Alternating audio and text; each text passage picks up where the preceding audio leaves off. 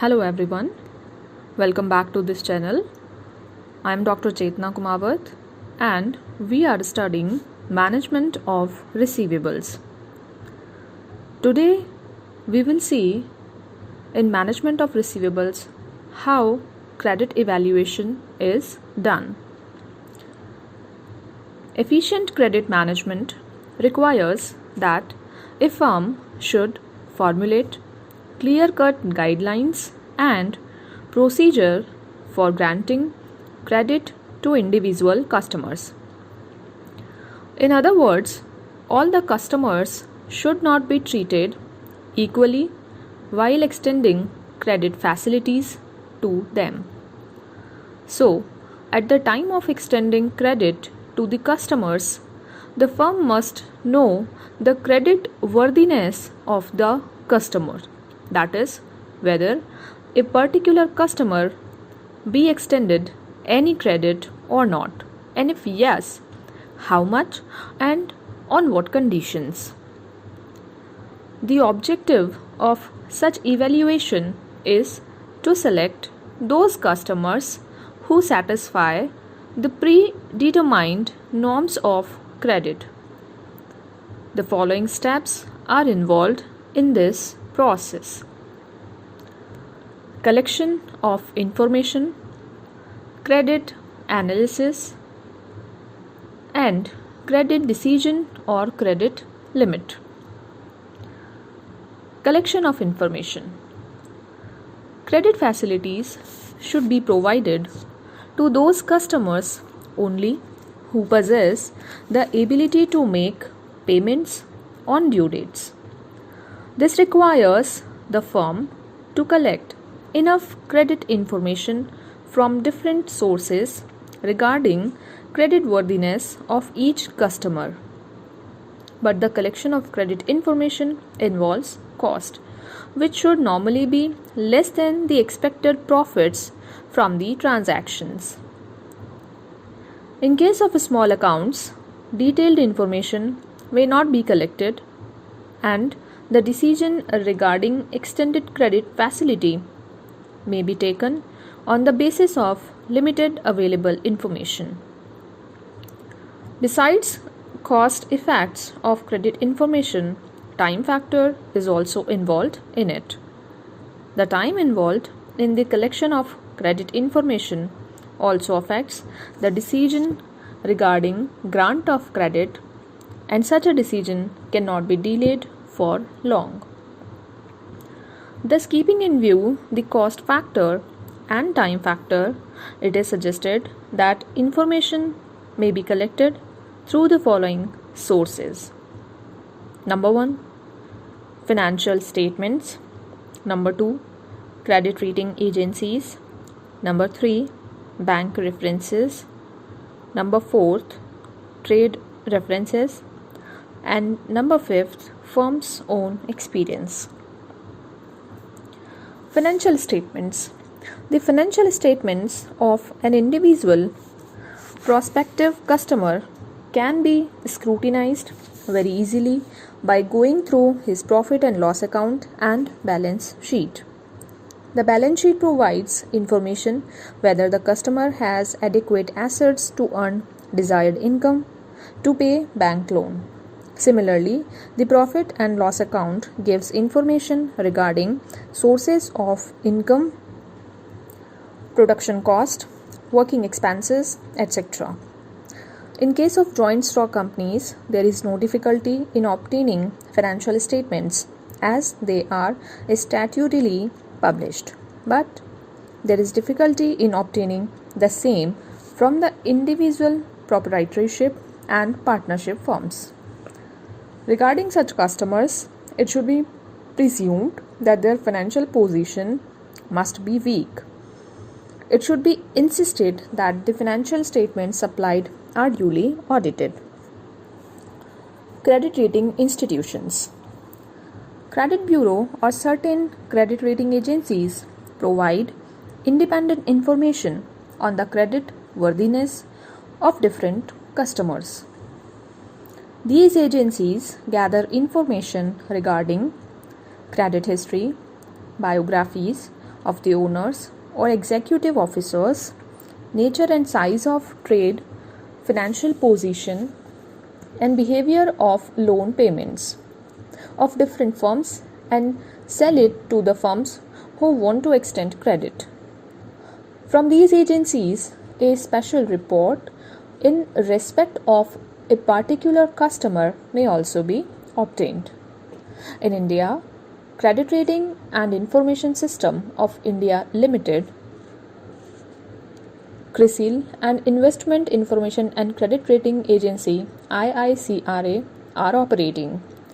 In USA, Dun and Bradstreet is a famous credit rating agency which collects information for certain number of industries and publishes a reference book periodically. Bank references: information about the customer regarding his average balance, loans sanctioned, experience about his behavior, etc., can be obtained from different banks with whom the customer deals. Most commercial banks maintain separate credit department to perform credit investigations for their customers. They do not generally provide such information directly, but it can be collected through his own bank. Trade references: the prospective customer may be asked to give the names of some of the businessmen with whom he is having dealings currently. After obtaining the names, these references can be contacted for providing the relevant credit information. If required, the references should be personally collected for the desired information. The honesty and seriousness of the referees should also be examined, as the customer can sometimes furnish misleading references. Lastly, firm's own experience. If the customer is not a new and he has old relations with the firm, then information about his creditworthiness can be obtained from the credit department of the firm. The credit department of the firm maintains complete records of all his old customers regarding their financial position, managerial efficiency, promptness in payments, credit limits, etc. The sales personnel may also supply important information about the customers.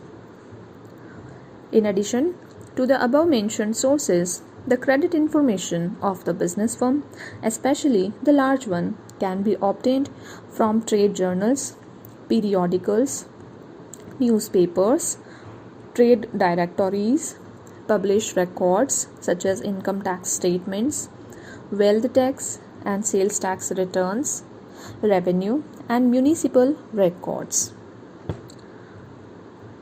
The second step in credit evaluation is credit analysis.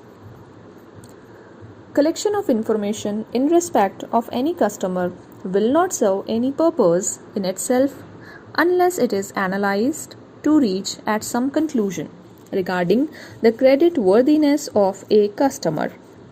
Credit analysis is the evaluation of the borrowing capacity of the applicant and the promptness and repaying ability of a customer according to the terms of contract. To reduce the inherent risk in the loan, the credit worthiness of the applicant is analyzed in detail. The well-known 5 C's of credit, that is character, capacity, capital, collateral, and conditions, provide a framework for the evaluation of a customer's. These characteristics, as discussed further, highlight the credit worthiness or default risk of the customer. Character refers to the temperament of the customer. It is to be judged whether the customer is honest and is prompt in paying the dues that he had undertaken to pay. Credit evaluation has to be made taking into account this factor. Capacity refers to the ability of the customer to pay back the purchase price. This can be measured by conducting a detailed investigation of his dealings, his past actions, his profession, his business methods, etc. This investigation reveals whether the customer is capable of managing his business efficiently. Capital refers to the financial soundness of the customer. This can be assessed by studying the financial statements of the firm. Collateral is a term used to express the additional ability of the customer. This measures the securities held by the customer which can be offered for the credit he avails. And lastly, conditions refers to the economic conditions which influence the activities of the firm. If the conditions are unfavorable, the situation will not be good for extending credit to such firms. From the aforesaid point of view, proper evaluation about the financial position of the customer should be made very carefully. With the help of liquidity and other ratios to be computed from the data available in the published financial statements, these ratios will indicate the repaying capacity of the firm or the customer. The performance can also be compared with industry average ratios. It is suggested that credit analysis should be done more and more with the help of advanced quantitative techniques. It is because of the modern world is fast moving towards growth of trade credit in all respect of commercial activities. The last point in credit evaluation is credit decision or credit limit. After determining creditworthiness of the applicant, it is to be decided whether or not credit facilities should be provided to him. This requires matching of evaluated creditworthiness of the applicant with the established credit standards of the firm. If the applicant is above or up to the standard, obviously credit facilities should be provided, otherwise not. If a decision is taken to extend the credit facilities to an applicant, the next step is to decide the amount and duration of credit. The decision in this regard depends, number 1, on the amount of intended sales, and number 2, on the financial strength of the customer. A line of credit can be established in case of a frequent buyer which will avoid the need to investigate each order from him. A line of credit is the maximum amount of credit which can be extended by the firm at a given period. The line of credit can be fixed on the basis of customers' normal buying trend and the regularity in payments. After determining the amount of credit, the firm has also to decide about the duration of credit. This may be the normal collection period as decided in the light of industry norms. If some customers request for the relaxation in the collection period, a comparison should be made between the costs for the extended period and the additional profit earned by the increased sales. The collection period should be extended if the profit thus earned exceeds the costs involved. So this is it for today's lecture. Thank you so much for your patience and listening to it. Have a wonderful day.